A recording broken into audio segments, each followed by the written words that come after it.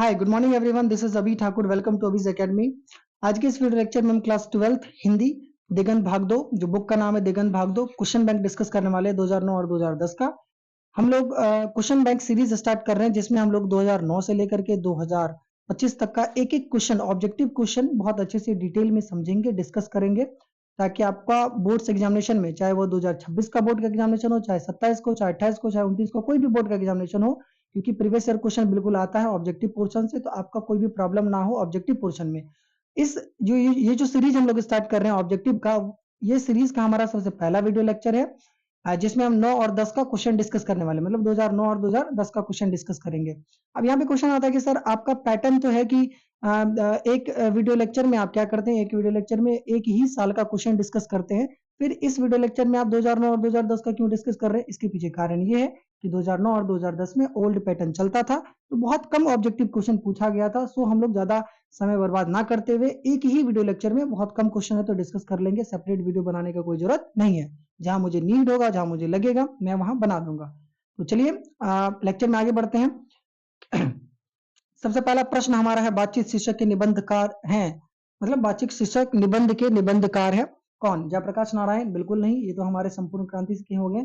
मोहन राकेश? बिल्कुल नहीं। नामवर सिंह? बालकृष्ण भट्ट? बिल्कुल, बालकृष्ण भट्ट जी हमारे बातचीत शीर्षक के निबंधकार हैं। ठीक है, बालकृष्ण भट्ट जो है हमारे बातचीत शीर्षक के निबंधकार है। ये बालकृष्ण भट्ट जी का फोटो है, आप इससे देख सकते हैं, समझ सकते हैं। देखिए, मेरा इमेज लगाने का, फोटो लगाने का पर्सपेक्टिव ये है, मेरा आशा ये है कि आपको हर एक क्वेश्चन क्या हो, फोटो के फॉर्म में याद रहे। मतलब कि आपको मैं बता दूं, आपको रेफरेंस करूं कि मैंने उस क्वेश्चन में ये फोटो दिखाया, तो आपको क्वेश्चन याद हो जाए। क्योंकि अगर हम 2009 से लेकर के ना 2025 तक का क्वेश्चन देखेंगे, 600 से 700 ऑब्जेक्टिव क्वेश्चन हो जाएगा, और एक एक क्वेश्चन को लिखना और याद करना इम्पॉसिबल है, बहुत कम टाइम हम लोगों के पास। तो आपको फोटो के थ्रू याद रहेगा, ठीक है, इसलिए मैंने लगाया है। और लिखने का भी कोई जरूरत नहीं, आप वीडियो को बार बार रिपीट करके देखिए, आपको याद रखना है, ध्यान रखना है। ओके, आगे बढ़ते हैं। क्वेश्चन नंबर हमारा सेकंड है, प्रश्न संख्या 2। रामधारी सिंह दिनकर की रचना है अर्धनारीश्वर रोज ओ सदानीरा जूठन। ये हमारे रामधारी सिंह दिनकर है, और इसका उत्तर हमारा क्या हो जाएगा? अर्धनारीश्वर। ठीक है, अर्धनारीश्वर हमारे जो है, मतलब उनके राइटर कौन है? रामधारी सिंह दिनकर जी। अब आपको बेसिक एक बात बताना है, या फिर मैं ही बता देता हूं कि आप लोगों ने कभी न कभी इनके बारे में सुना होगा, रश्मि रथी के बारे में। रश्मि रथी बहुत पॉपुलर बुक है, किनके द्वारा लिखा हुआ? हमारे रामधारी सिंह दिनकर जी के द्वारा। आप थोड़ा पढ़िएगा उनको, उनमें महाभारत के बारे में बताया गया है कुछ। ठीक है, कभी न कभी आप सुने होंगे कि विनाश मनुज पर छाता है तो पहले विवेक मर जाता है, ऐसे करके स्टेटमेंट वगैरह, तो वो उन्हीं बुक, रश्मि रथी बुक वगैरह से लिया गया है। ठीक है, आप पढ़िएगा, बहुत बहुत अच्छा बुक है। ठीक है, ये मेरा पर्सनल ओपिनियन था। आगे बढ़ते हैं। क्वेश्चन नंबर 3, मालिक मोहम्मद जायसी किस शाखा के कवि है?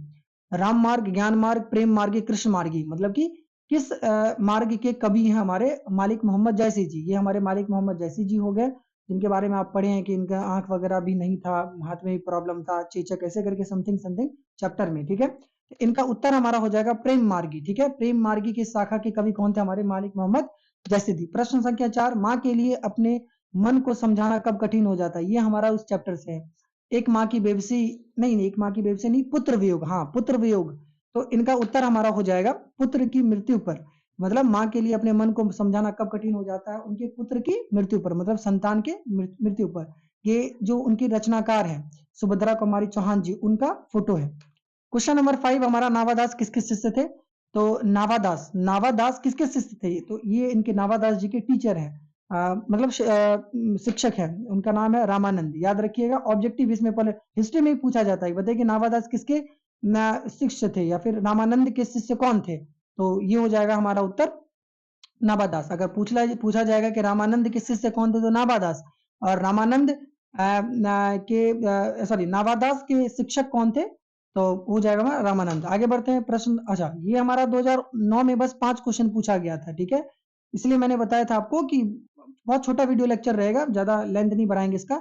अब 2010 में हम लोग मूव कर गए। ठीक है, 2010 में देखिए, 2010 का सबसे पहला प्रश्न है कि अधिनायक शीर्षक कवि के रचयिता कौन है?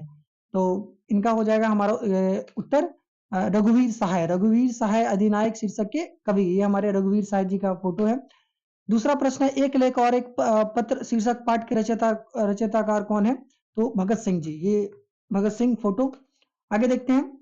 प्रश्न संख्या 3, ओ सदानीरा शीर्षक पाठ किस विधा के अंतर्गत आते? विधा बेसिकली मतलब कहानी है, निबंध है, कविता है, क्या है? तो ये हमारे हिसाब से शब्द विचार होगा, बिल्कुल शब्द विचार के अंदर में आता है। मैं आपको एक बात बता देता हूँ अभी। हिंदी का अगर आप वीडियो लेक्चर देखिएगा ना, हिंदी मतलब कि Hindi paper pattern, Hindi paper pattern Abhi's academy class 11-12 देखिएगा, उसमें जाकर के तो आपको मैंने उस फर्स्ट वीडियो लेक्चर में जिसमें हिंदी का बुक का फोटो भी है, दिगंत भाग 2 का फोटो भी है, उसमें मैंने आपको हिंदी का पूरा सिलेबस बताया था। और हिंदी के सिलेबस के साथ साथ मैंने ये भी उसमें लिखा था कि कौन सा स्टोरी, क्या है, कहानी है, निबंध है, कविता है, मैंने ब्रैकेट बना करके लिखा था। उनके साथ साथ जो कविता वाला पोर्शन है ना, वह कविता में किस काल के, कोई कवि है भक्ति काल के हैं, ज्ञान मार्ग के हैं, तो जो भी है अलग अलग, तो वे भी मैंने लिखा था। आपको वहां से ऑब्जेक्टिव क्वेश्चन बहुत सारा बनता है, जैसे यहाँ अभी बना है, आप जाकर के एक बार उनको देख सकते हैं अगर आप लोग अभी तक नहीं देखा है तो। ठीक है, अगला क्वेश्चन हमारा है क्वेश्चन नंबर 4, ओ सदा नीरा शीर्षक पाठ में किस महापुरुष की बात की गई, चर्चा की गई है? तो हमारे Mahatma Gandhi ji, father of the nation. Mahatma Gandhi ji के बारे में। प्रश्न संख्या 5 है, जयप्रकाश नारायण रचित पाठ का नाम बताइए।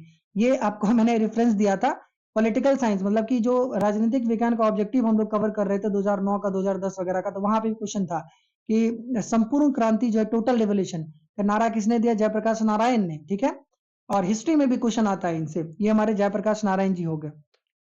ठीक है, ओके।